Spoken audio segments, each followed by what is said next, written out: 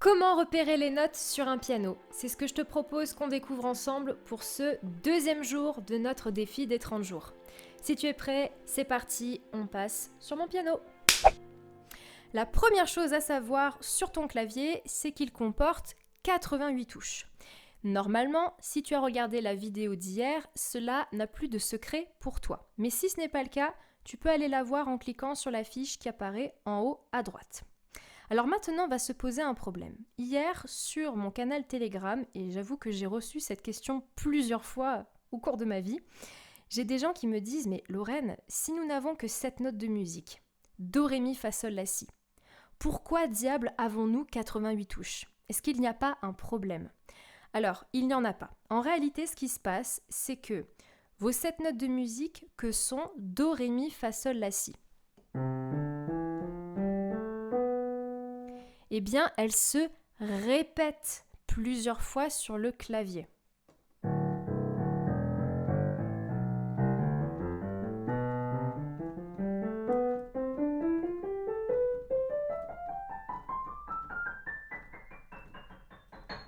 Ok ? Et c'est pour ça que nous avons autant de touches. Alors, je vais te demander dans un premier temps de faire abstraction des touches noires. On va y revenir dans quelques minutes, mais là déjà, focalise-toi uniquement sur les touches blanches. Donc ces touches blanches, ce sont tout simplement plusieurs fois Do, Ré, Mi, Fa, Sol, La, Si. Imagine en fait qu'on a plusieurs séries de notes. L'avantage d'avoir autant de touches, eh bien, c'est tout simplement qu'on va pouvoir explorer les extrêmes graves vers la gauche,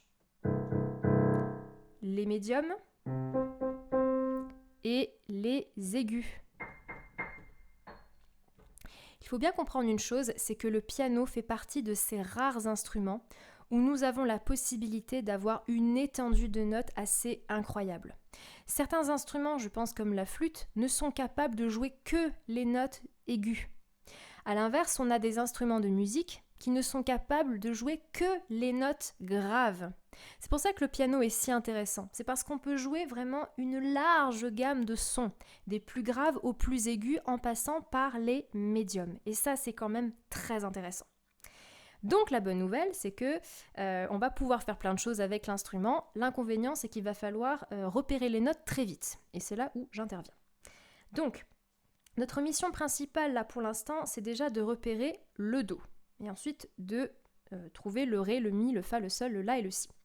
Là, je vais t'inviter à t'entraîner à repérer le Do en un coup d'œil très rapidement. Ça va t'aider ensuite quand on va lire les partitions et ça va te faire gagner un temps fou. Donc concrètement, comment on fait ? Voici l'astuce infaillible qui fonctionne à chaque fois, quel que soit ton âge, ton passé et ton expérience en piano. Tu vas repérer la disposition des touches noires. Sur un clavier de piano, nous avons systématiquement 2 touches noires, 3 touches noires. 2 touches noires, 3 touches noires. 2 touches noires, 3 touches noires. 2 touches noires, 3 touches noires. Je me décale. Là. Hop. 2 touches noires, 3 touches noires. Quand on a repéré ces 2 touches noires, 3 touches noires, ce qu'on va faire, c'est qu'on va se focaliser sur les 2 touches noires. D'accord ? Ici, ici, ici ou encore ici. On va se focaliser là-dessus par exemple. Bon. Le Do se trouve systématiquement à gauche de la première des 2 touches noires, c'est-à-dire ici.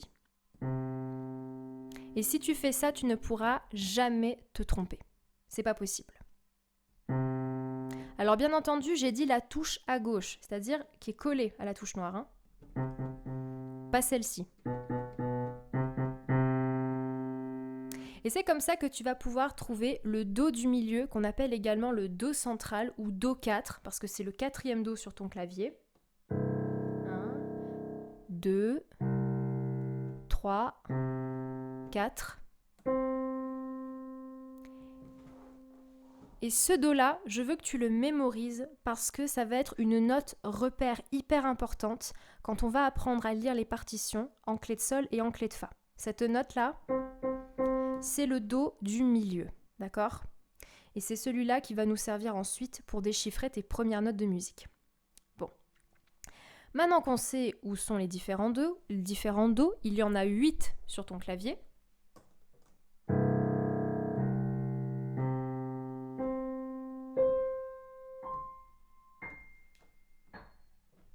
sans oublier le huitième qui est à l'extrême droite de ton clavier, eh bien on va pouvoir déterminer assez logiquement le Ré, le Mi, le Fa, le Sol, le La et le Si. Si mon Do est là, eh bien la suite tu la connais.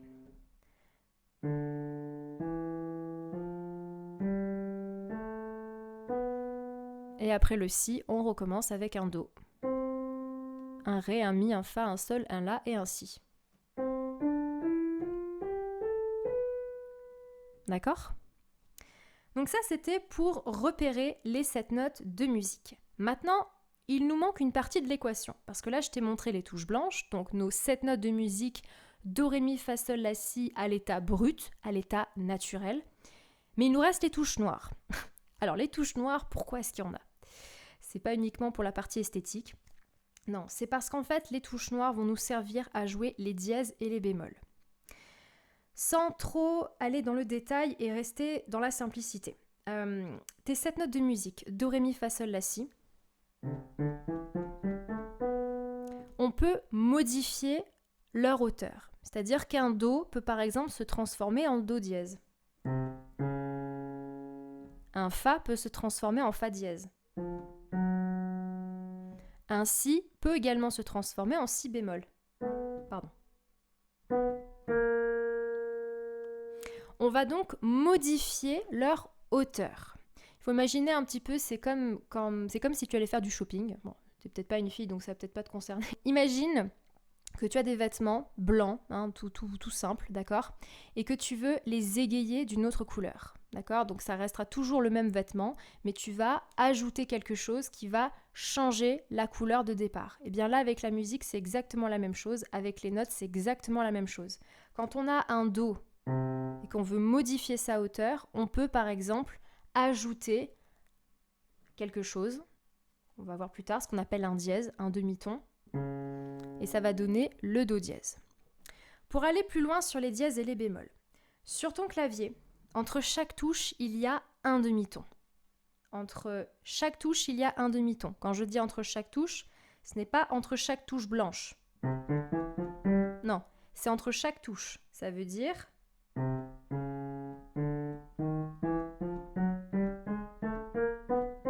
Ça veut dire entre chaque touche.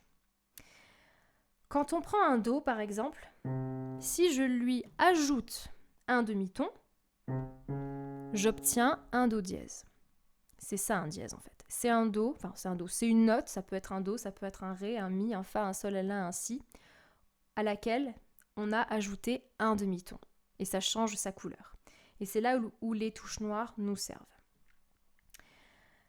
Dans les cas les plus particuliers qu'on va voir maintenant, par exemple, si on prend un Mi, si j'ajoute un demi-ton au Mi, tu vois que là, il n'y a pas de touche noire. C'est pas grave, on sait que ça va être un demi-ton entre chaque touche. Donc si je fais un Mi plus un demi-ton, j'arrive sur le Fa. Même chose, si je prends un Si, tu vois, entre le Si et le Do, il n'y a pas de touche noire. Donc ça veut dire que si je prends un Si dièse, c'est un Si auquel j'ai rajouté un demi-ton, donc une touche, en montant, et j'obtiens le Do. Ok ? J'aurai l'occasion de redétailler la notion de dièse et de bémol. Là, je t'introduis les notions déjà pour que tu te familiarises avec. Rassure-toi si ça paraît un petit peu flou pour l'instant, que ça te semble très compliqué. Si déjà tu retiens la position des notes, ça sera super. Mais je suis obligée de t'introduire ça pour que tu puisses commencer à mémoriser la chose. Les bémols, c'est exactement l'inverse des dièses.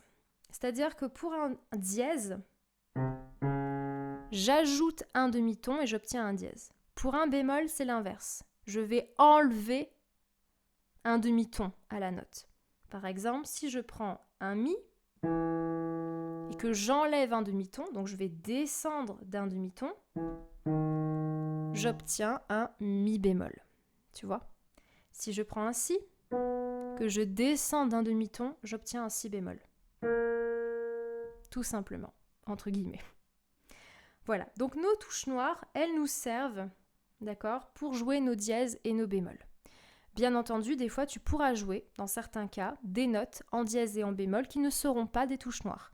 C'est le cas particulier pour le Mi dièse ou Fa bémol, et pour le Si dièse, le Do ou le Do bémol, qui est le Si. Ok ? Donc ça, c'était pour la distinction touche blanche, touche noire. Alors maintenant que tu sais un petit peu plus repérer les notes, je vais t'inviter à positionner ta main pour qu'on puisse commencer à jouer quelque chose. Donc ce que tu vas faire, c'est que tu vas prendre tes mimines, tu vas les poser sur le clavier, et là, il faut absolument que tu respectes une règle indispensable qui s'appelle la règle du un doigt par touche. C'est-à-dire que tu joues une note après l'autre, d'accord ? Et tu vas jouer avec un doigt par touche. Des fois, j'ai des pianistes qui me font ça. Tu vois, ils ont deux doigts en fait sur la même touche. Ce n'est pas pratique du tout. Et ce n'est pas comme ça qu'on joue. Donc, un doigt par touche.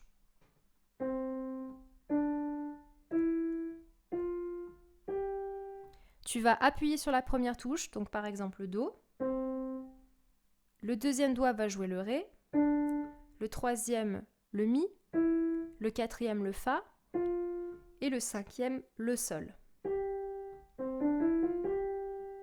Et c'est juste de faire ça pour l'instant. Ce qu'on veut, c'est que tes doigts ils aient une bonne position. Souvent, j'ai des personnes qui partent en me faisant des doigts comme ça. Tu vois, ils jouent avec les doigts en main crochue, donc non, c'est pas ce qu'on veut. J'aurai l'occasion de te refaire une vidéo sur la posture des doigts et la posture tout court. Même chose pour la main droite et la main gauche. Donc par exemple, si tu poses tes mains, tu poses ton pouce sur le Do central. Ton cinquième doigt en main gauche, tu vas le poser sur le Do qui est juste avant, donc celui-ci, le Do 3. Et là, tu vas jouer le Do 3 avec le cinquième doigt. On essaie ça ? On essaie de jouer ensuite les deux Ré ensemble, main droite, main gauche. Les deux Mi ensemble. Les deux Fa ensemble. Et les deux Sol ensemble.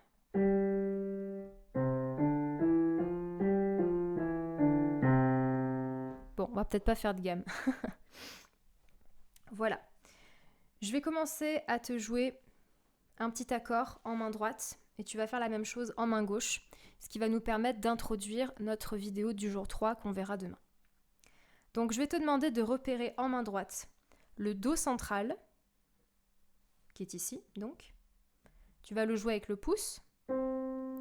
Ensuite, tu vas jouer le Mi avec le troisième doigt et le Sol avec le cinquième doigt. Et maintenant, on essaie de jouer le tout ensemble. En main gauche, tu vas me jouer le même accord, donc c'est-à-dire Do, Mi, Sol.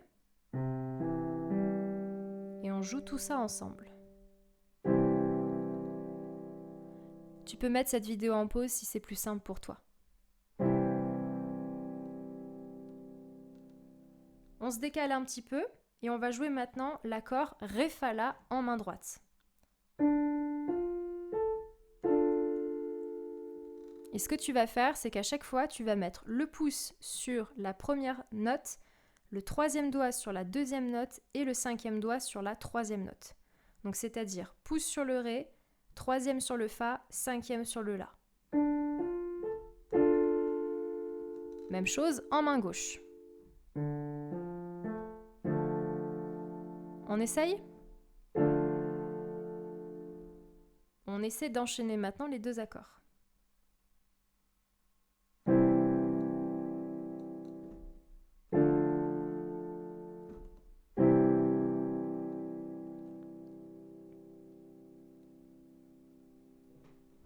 Je te remercie d'avoir regardé cette vidéo jusqu'au bout. Maintenant, si tu veux aller plus loin, je t'invite tout simplement à cliquer dans le lien qui se trouve en dessous de cette vidéo dans la description. Je t'ai préparé un récap PDF de ce qu'on a vu aujourd'hui. Ça te permettra de mieux mémoriser ce que tu viens de découvrir, de pratiquer et surtout d'être sûr que tu n'es pas en train de te tromper. Sachant que c'est totalement ok, j'insiste, de faire des erreurs, de riper sur les notes, de te tromper, de te mélanger entre les dièses, les bémols, le do, le fa, le si, c'est ok. Et si quelqu'un te dit le contraire, c'est que cette personne a un problème. Je t'invite également à me rejoindre sans plus attendre sur mon canal Telegram. C'est un canal privé dans lequel je transmets des informations complémentaires, des conseils complémentaires et tu auras également accès à des offres très bientôt lorsque j'aurai repris la création de cours en ligne. Pour l'instant, ce n'est pas le cas, mais au moment où je tourne cette vidéo, on en est là. Je te souhaite une excellente journée, applique, passe à l'action et on se retrouve demain pour le jour 3. C'est parti!